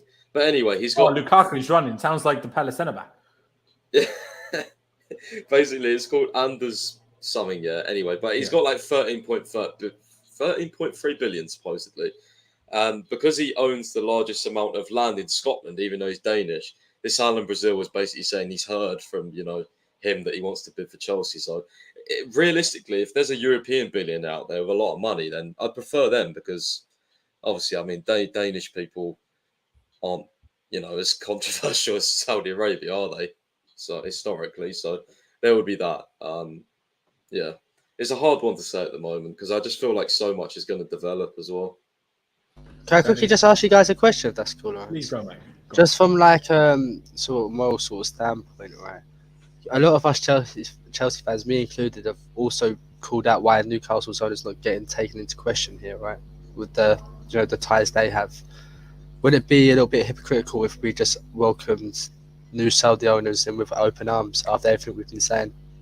Because that's the reason I probably wouldn't want them. Because if we're going to start bringing politics into football, then bring it all into football. I'm done with just pick and choosing. If I'm at a point now where I want all politics into football, and I'm going to face it regardless. That's what this situation has done. So I've always turned a blind eye to it because of the Roman thing, and because nobody really got in trouble for it before, But now they did it, and it's really annoyed me. I want to bring up all the issues. That's why, for me, I wouldn't be too keen on them, if that makes sense. So, like, is that an issue for any of you? Sorry, Con, just to counter that, you wouldn't care though if we're winning trophies realistically. Now I would, bro. Like, if it was before and Roma, let's say Roma just sold it and it went to Saudis, I wouldn't care. But because of the situation what's happened now, I do. Because I don't want Chelsea going through this again. And now that politics is brought into football, I'm going to be speaking about politics and football now. I'm not turning a blind eye to it. I'm just asking you guys, innit? Like, I'm not going to judge you for anything you say. Like, I just feel like personally, if the Saudis come in, and we're winning like we have done consistently under Roman, all this will get swept under the rug. Because I feel like this is just a major talking point because of what's happened with Abramovich. I think that's the problem because we're in the process of a sale. It's like, it's become this big thing. It should be talked about more, but I'm just saying, like, for the majority of people, I think politics, they just care about winning. Fans are fans, So, and then again, though, let's say the government sell to the Saudis, then in their eyes, they're okay to run a football club. So a lot of people will be like, okay, that's enough for me, So, fairs, man. I was just curious. What I would say on it is, if Nizar, by saying that they have no direct links to the government, if that statement is true, obviously the whole debate with Roman didn't bomb Ukraine himself, did he? Obviously, the whole debate is, how did he come to his power? How did some of his money come about? Did some of that money help, Russia's military forces? that's a difficult debate to have, really. But what you would say with the Saudis is that they have so much money from just the oil reserves in their country, that if there's no direct links to the government and they're not like any of them that are calling the shots, if that is true, but I don't know if it isn't true. But if it is true the way Nizar says that, Nizar Kinsella, that is, no extra money that could come through anything that you could argue are taxpayers' money from in Saudi Arabia. I don't even know how much tax there has to be paid in Saudi Arabia. They have so much money. Is there even tax in Saudi Arabia? I don't know. But they have so much money that if there is no direct links, I'm not sure if you could even say like they're at fault as such, because a normal Russian like has nothing to do with any of this. Like the average Russian has nothing to do with this and is not to be blamed and shouldn't be blamed for any of what's happening in Ukraine right now. And that's the same if you go by that for the Saudis. It's like, well, if they have no direct links, then if that's true, okay. For me, it's more of a case of and I was discussing this with Pice in the group chat last night, it's about the whole women's rights, human rights, LGBTQ plus stuff, that, you don't even want to know what things happen there. Do you know what I mean? Obviously, Pi said to me, yeah, but you don't know whether he agrees with that. It's a fair point. But I would say anyone that made it to be powerful and rich in that country can't exactly heavily disagree, because otherwise you wouldn't get there. So that's I think, more the questionable point than the potential like war funding, because does Saudi Arabia need any funding with all the oil reserves they have? That's the thing, though. Like, this is what I struggle to think, because like if this happens again, right, where the Saudis are in the public eye being the bad guys, right? Putin's supposedly worth more than every sort of guy who's been sanctioned. He's worth more than all of them combined, bro. And it's literally the same thing you're saying about Saudi, isn't it? That's what I worry about. I don't want my football club going through something like this again. And personally, I'd rather have someone a little bit less money who's a generally decent person. And don't get me wrong, people say billionaires are bad people. Or like, you can say that about just your average person. I've done bad stuff in my life. You guys have probably done bad stuff in your life. It's not just billionaires. Like, all of us have done things we're not proud of, It's just people doing. You have more money to do bad shit. I'm squeaky clean, Khan. I'm squeaky clean. It's just the really bad stuff. Like, if we get them, don't get me wrong, I'm not going to be like complaining like, I'll be like, it is what it is, and the government's allowed it, so I'm just going to, I'm here for the football bar. It's a tough one. It's definitely like, again, what I would say is, that's what I said in the kind of earlier in the stream when I said, I don't really know if I have a decisive opinion on who I'd want, who I wouldn't want, because I don't know all the details about these people, so I don't really have a full, perfect judgment of all these people or groups that I can make a fair judgment. So I will just hold out with that, see who gets it, then make my research, and then I gotta decide anyway whether I'm okay with that or not, because whether I'm okay with it or not, I can't control it. The only thing I can control is, I now don't want to support Chelsea anymore. But that's people that are football fans, they know it don't work like that. You don't just stop. You can't just stop. Yeah. It doesn't quite happen like that. We will, ladies and gentlemen, get to a little bit of Lille versus Chelsea preview right now. Just before that, because I haven't done so yet, and also we have a lot of people here today, let me quickly shout out the sponsors of this month, Manscaped. So don't run away yet. We'll get to Lille versus Chelsea in just half a second. But Manscaped are the best in men's below-the-waist grooming, and they offer precision-engineered tools for your family jewels. And they also recently launched, can't read properly, the Ultimate Men's Hygiene Bundle, the Performance Package 4.0. And I've got a special offer for you, 20% off and free worldwide shipping with the code LAUCFC. Of course, the link is down in the description. But what do we have in this Performance Package 4.0? Now, first of all, we've got the Lawnmower 4.0, the trimmer of the future, dare I say. And it just works brilliantly well. You don't cut yourself with their like cutting-edge ceramic blades, technology, advanced skin-safe technology, so you don't cut yourself, essentially. They've got a little light at the top, so you can have a more precise shave, as they like to say. For me, the light's just quite useful, so you see better, but whether it's more precise or not, I don't know. But you see better, so that's good. And they've got the Weed Whacker nose hair and ear hair trimmer in there, so that's good, because if you want to get rid of some hair, you need to have some tools to do so. You've got the Crop Preserver Ball Deodorant and the Crop Reviver Ball Toner. Trust me when I say this, fellas, your balls will thank you, because it smells lovely. And, your respective significant others might do as well. But anyway, they've also added through 2 free gifts into that performance package 4.0, the Manscaped boxes and the Shed travel bag. Shout out at the beginning of this sponsorship. I love the travel bag. It's really, really good. So just for that, I'm a big fan. So bring your confident boxes to another level. It's time to take care of yourself. Get 20% off and free shipping with the code LAUCFC at manscaped.com. That's 20% off with free shipping at manscaped.com and use code LAUCFC at checkout. Unlock your confidence and always use the right tools for the job with Manscaped. But now, let's get into actually talking about Lille against Chelsea, which is the second leg of our Champions League round of 16 with the quarterfinal up for grabs. So, we're getting there. We're getting in the realms. Remember the times, boys. I mean, let me not jinx it so we don't screw it up tomorrow. But remember the times, boys, where we could not, to save our lives, get past the round of 16. Thankfully, it changed last season, but hopefully it changes again this season. Like, we're getting reasonably close. Imagine. City dropped points yesterday. We have a game in hand. We're only 11 points behind. If we win the game in hand, we're 8 points behind. I mean, Liverpool are close, obviously, but you never know. Imagine we win the Champions League after what's just happened. I can't wait to watch Jamie Carragher on Sky Sports. I could not wait. But boys, 3-4-3 tomorrow in terms of formation. Obviously, we were forced into the 4-back in the last game by not having any fullbacks available. So having to play 4 centre-backs again in the back 4 like we did at Palace. But thankfully, I guess both times we won 1-0, I guess. But it worked okay both times. Just the winning goal was an extra bit nicer this time round. But Clutch, let me start with you. Obviously, you're a big advocate of the back 4 in general. But now that we go into a game with a 2-0 lead, kind of with the situation that we're in, is it better to just be a little bit more pragmatic, do the back 3/back 5, which we're more comfortable in, rather than switching formations and still not knowing who to play at left back? No, I think we should go with the back 3. I think the Champions League is that kind of tournament that we use the back 3 because we're going to be defensively more stable. We're going to Lille, which is going to be a harder game. I expect their crowd to be pretty good. So, no, I'd go back 3. Make sure we're all secure. I mean, we can keep that 2-0 lead. We got some great defenders. Let them have a shot there. There you go. And just, boys, obviously, tell me if you agree or disagree. Got until 7 p.m. Yeah, that should be absolutely fine. We should be done by then.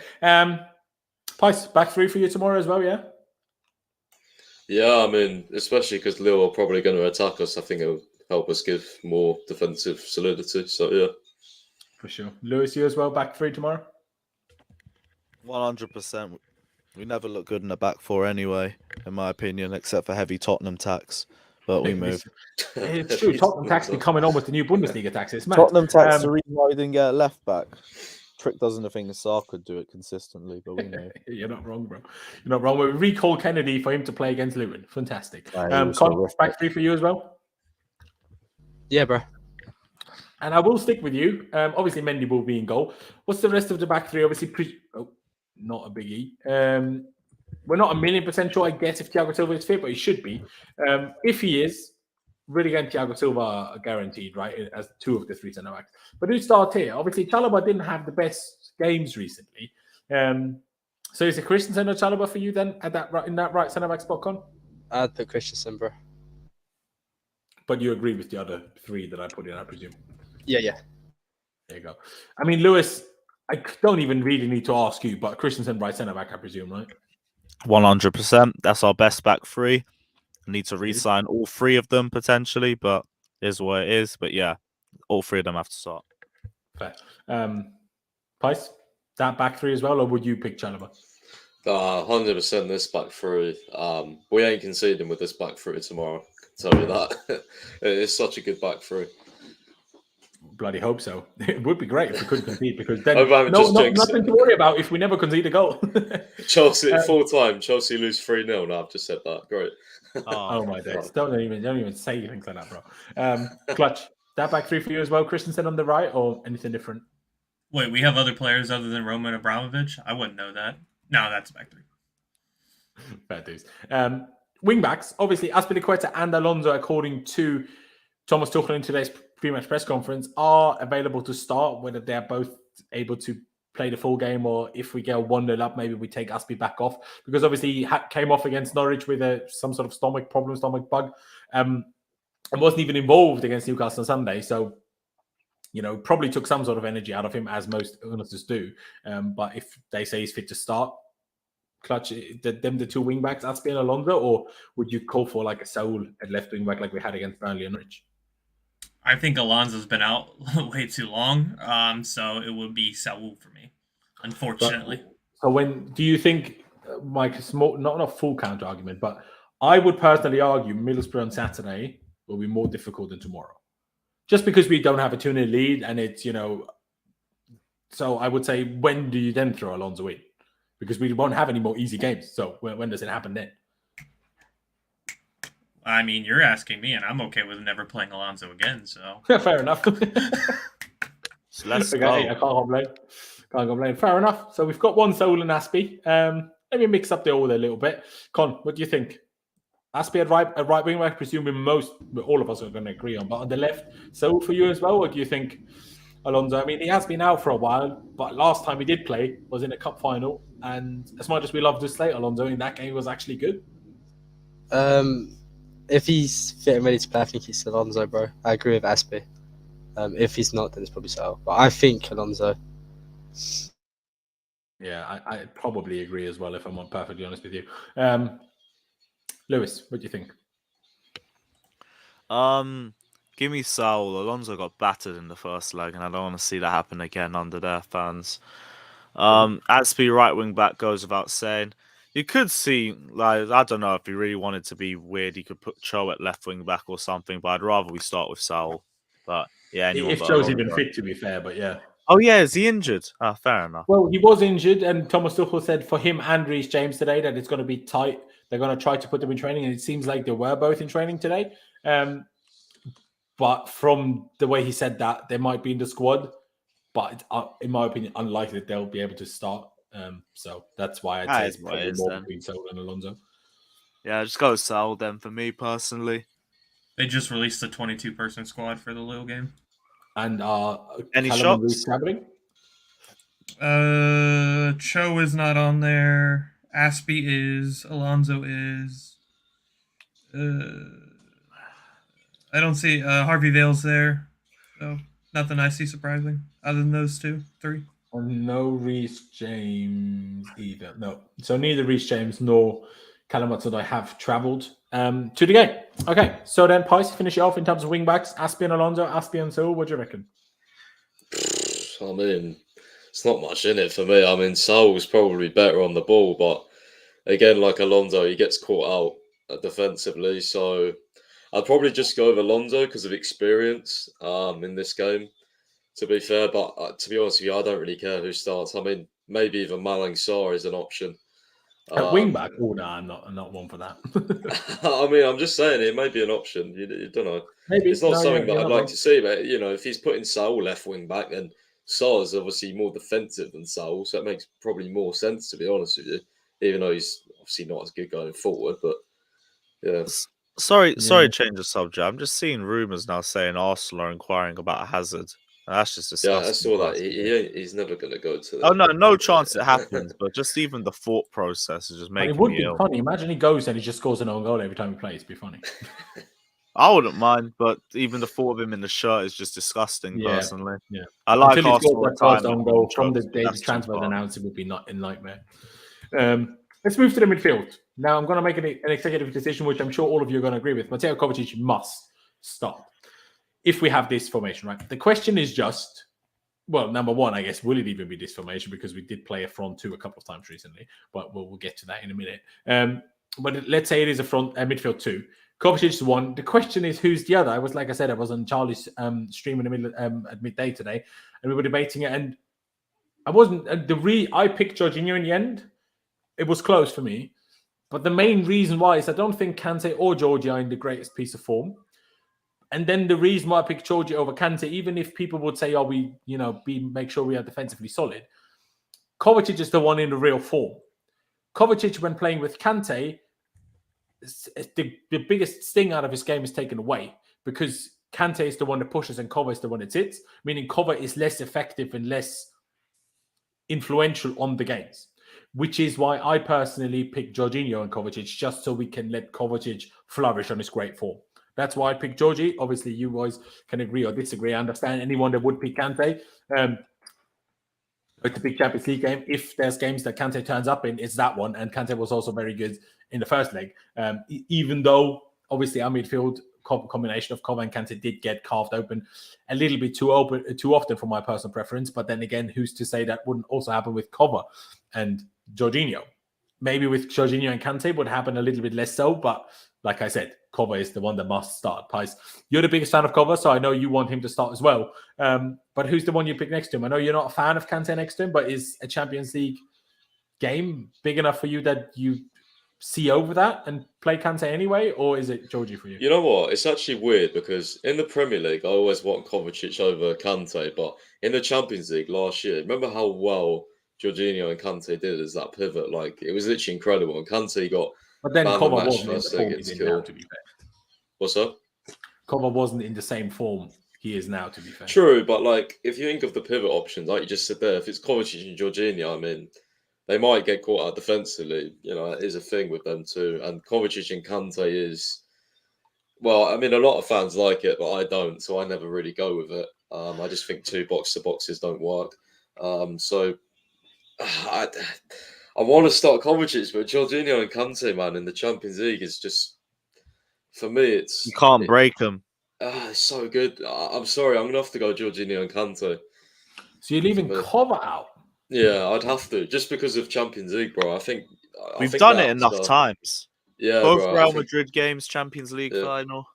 No, we have for sure, like I said, but then Kova wasn't in this form, and also then Kova wasn't on the bench the game before, that's also one why I'm very, like, if we did predict 11, obviously this is more our team.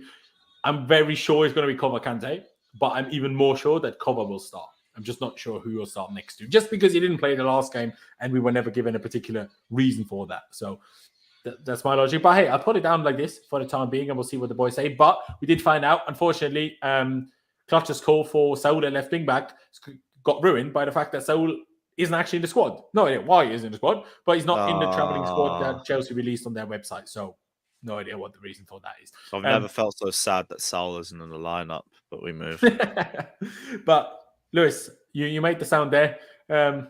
Is it then also Georgie and Kante for you? Obviously, if it was them two, it would be the other way around. Georgie on the left, Kante on the right. I know that, but for the time being, it seems to be between Kova and Kante, who starts next to Georgie. So, what is it for you? Is it like for Pice and Kante and Jorginho, or would you pick Kova and then who's the next to him?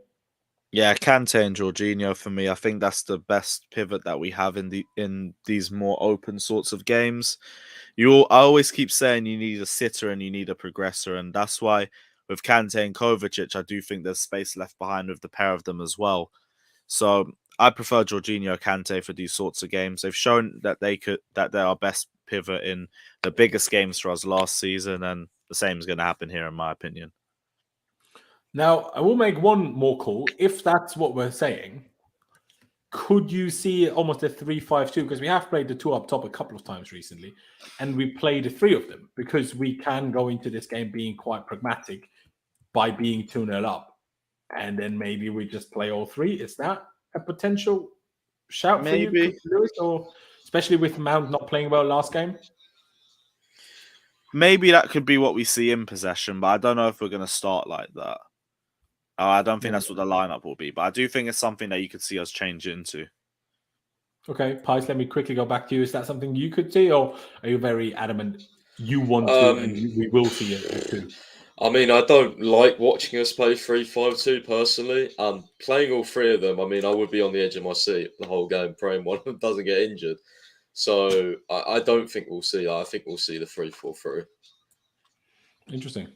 Because the second half against Burnley was obviously a 3-5-2, and the majority of the game against Norwich was, and the second half against Newcastle was as well. I know, bro, but Reece James is so important for that. Yeah. But obviously Newcastle as well, isn't it? And he wasn't there. But fair dues. Let's leave it at that then for the time being. Con, what do you think? What's your midfield to? Obviously, you're a big fan of Georgie. Everyone's included Georgie so far, but does he partner Kova or does he partner Kante, or would you be the one that actually leaves Georgie out?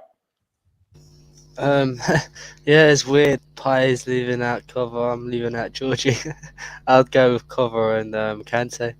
I don't really like Kova and Kante, so it wouldn't be my choice. But I just think that's what's going to start, bro. Because Kova was on the bench, and there's no way Tuchel's not playing Kante in Champions League, in my opinion. I see that. I know Kante is there twice now, but because I had to, right? Otherwise, it doesn't really make sense. Clutch then. What's your midfield two? Originally, I was probably going to pick Kova and Jorginho, but I think Pius talked me into Jorginho and Kante. Fair enough. Then if we do presume it is a midfield two, who would then be in the front three? Does Mount keep his spot? Obviously, against Norwich, got a goal and assist, good goal, and a corner assist in this position. And then in the last game, he played his usually more favourable 8 and was pretty poor and was subbed off. Obviously, the fact that he was subbed off makes it even more likely to start, in my opinion. But is it a case of, for you, Clutch, that he should maybe be dropped? But if he is dropped, who plays instead? It's difficult because I think we are going to need the press up high because they're going to be wanting to attack us, and I think that's something we could really exploit. But hard to say that it's kind of been unfair to Ziyech over the last couple weeks, even though he's been injured. And when we play this formation, he doesn't really end up being up there very often. But he was the first time. I'm going to go with Mount, I think, on that right-hand side. Fair. It's just because I do know you need to head off in a minute, and because by the time we're done with everybody else, I think it's probably better if I just get your thoughts on the whole front three, so then you can head off. Who's the other two? Kai Havertz, I presume, and then if your boy Pulisic is fit, I presume him. Am I getting that right? Yep. If Pulisic is fit, left-hand side, Kai Havertz, middle, front. Now, what if he isn't? Would it then be Mount on the left and Ziyech on the right, or would it be Havertz on the left and Lukaku up top? What would you then do? Say theoretically Pulisic can't start. Well, if you're asking me if I have to pick Lukaku or Werner starting, well, neither of them are going to start for me, so it'd be Mount and Ziyech, or Mount on the left, Ziyech on the right. That's fair. Obviously, if you're still here by the time we're all done, you can say a thing. Otherwise, just pop out. Everything's fine. And everybody check out Clutch's Twitter. Link is down in the description. You saw it on the screen share earlier already. My man needs more followers. Let me go to, you know what, I'll go with you, Pice. What do you think? Is that the front three you pick as well? Or do you think it's time Mount got dropped? No, I think, again, kind of what Clutch said, based on really if Pulisic is fit. I'm not really sure what the status is on him at the moment, right? Does anyone else know? Or I think he's fine, but it was because he was out for illness. That was it. So yeah. Just to say as well, I don't know if it was something that we spoke about before, but I've just seen the exclusive come out saying that the government won't decide who Chelsea's new owner is, and their sole focus is on ensuring Abramovich gets no money. So, where's that from? What's the name? Alan Smith, chief football writer for Football London. I can send it to you. Yeah, he's a new writer actually for Football London. Not too sure what he's like. I'm not too sure on the we'll accuracy of it, but yeah, I hope that's the case. But let me send it over anyway. Click seems to have put it in the chat here, so you can save yourself that. That's it. There you go. The government will not play an active role in selecting Chelsea's new owner, with their sole focus on ensuring no money from a transaction goes directly to Roman Abramovich. Now, if that's the case, fair, all the better, because then at least it's down to us and not down to who the government likes. But hey, we'll see how that goes. But sorry, Pies, go back to you. Front three, Mason Mount, Pulisic. I mean, Jester is big Pulisic boy. He says he's fit, so by that logic, I presume he is fit to start. Obviously, we know he's fit to be in the squad. We know that he came on from the bench last time. The question is, does he have the, as Johnny would say, the minerals to start? But in this case, I actually mean minerals by, is his body, filled with minerals enough to start a game of football? God, this front three is actually so hard to decide because I'm also thinking about Middlesbrough. I think, somebody's telling me Lukaku might start tomorrow, but I think it's more likely to start against Middlesbrough in the cup. So I will go with Havertz up top. Now it's the two wide forwards. I was originally going to go with Mount on the left, Ziyech on the right, but it's not usually like that, right? Like usually it's actually Ziyech on the left. Like I remember the West Ham game where he was playing on the left. It was weird. That never makes sense to me. So, but then we did play Lukaku, so I presume with Kai that would be a bit different. Yeah, I mean, to be honest, the front three we've got on now, you can't really argue with it. And you could always bring Ziyech on. Yeah, I mean, yeah, probably the front three we've got at the moment, to be honest. I'm not And really it's also too the fussed. easiest to obviously shift to a midfield three if that's what we wanted to do. Yeah, and then I'm not do really that, which too. we did against Burnley. Yeah, I'm not really too fussed on what we play just because we're 2-0 up. So I don't really have to think about it a lot, if you get what I mean. But I do agree with Clutch's point that obviously Mount is very important to the press. And I think with Pulisic's dribbling, tight spaces, he could win fouls, slow the game down, give us more possession if we're, under some attacks. So there's little things you have to think about like that, I guess. All right. Luke has said that Reece James keeps liking Real Madrid posts. Don't worry about it. Reece James is not going anywhere, no matter the circumstances. All right then, Con. What do you think? Is that your front three as well, or would you like to see Ziyech instead of Mount, for example? Yeah, drop out Mount, put in Ziyech. I know people say Mount's great off the ball, but so is Ziyech, man. Like, I don't know why his defensive work rate gets knocked. Yeah, he's just in better form than Mount. He's not as suited to that, I suppose. If this was Norwich, bro, I'm saying Mount every day, but it's not, so go with Ziyech. Fair dues. And then Lewis, finish it off for us in terms of lineup. Is that your front three, or now that it's not decisive anymore? What is your front three? Mount, Ziyech, and the other two? Yep, that's my front three. No Timo Werner stinking up the attack. With Mount or with Hakim? Probably will be Mount, but he ain't been in the best of form. I know there's been a question of Hakim Ziyech's ability in the front three, but he's also in good form and good confidence, which I do think could work to his advantage in this sort of game anyway. So, yeah, I'd probably switch with Ziyech for this sort of game anyway. Would be a bit more open to. Mount hasn't been in the best of form, so yeah, I'd go Ziyech instead. But other than that, no changes. There you go. And Clutch, you're still here. You're about to have to leave, so I'll ask you final question. Score prediction. How do you see the game going? I think it'll be a 1-0 Chelsea. I think we'll get up one, and then we're just kind of gonna do our whole thing where we start to turn off and sit. Fair enough. I hear that. Con, score prediction? 2-0 Chelsea, bro. Fair dues. And Lewis? 2-0 Chelsea again. No worries. And Pice, what do you think? Agree with those guys? 1-1 for me. Sorry to be the pessimistic one. I don't know. I just feel like it might be 1-1.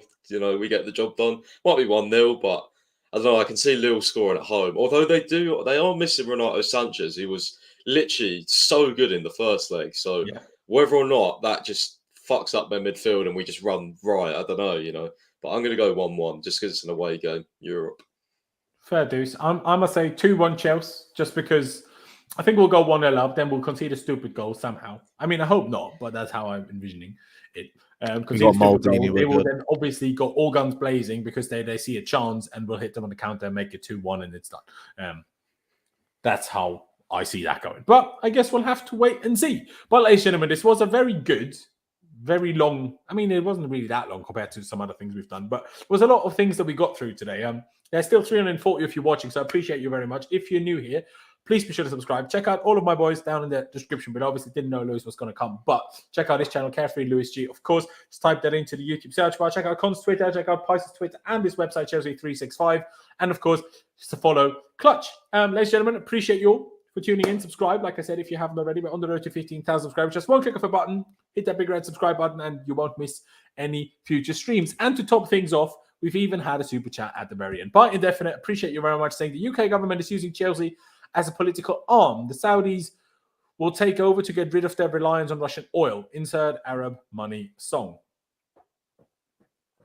Is that a statement from you? Is that a statement you've read anywhere? Or is it just speculation? I'm not saying you're sounds like definitely have to be wrong, but obviously we did hear 5 minutes ago that it's not going to be the government that decides who gets it. So if it's not them that decides, then I'm not. There you go. Yeah. Hey, if that's what they want to do what you want to do. Because if they kind of are part of the reason why we get the Saudi money, then they can't have a go at us in a few years about it, I suppose. But here we are. But yeah, like I said, subscribe, ladies and gentlemen. Smash the like button. We did do well today, to be fair, ladies and gentlemen. We are at, let me update quick. 232 likes. So you've done well. But let's get to 250. I'm sure there's still some of you here that haven't smashed that like button. So go down below, hit that like button. I appreciate everyone that was in the chat today as well. I appreciate all of you. But yeah, thank you guys for watching. Up to Chelsea, upwards and onwards. Let's hope we can make the quarterfinals tomorrow. And we'll see you next time.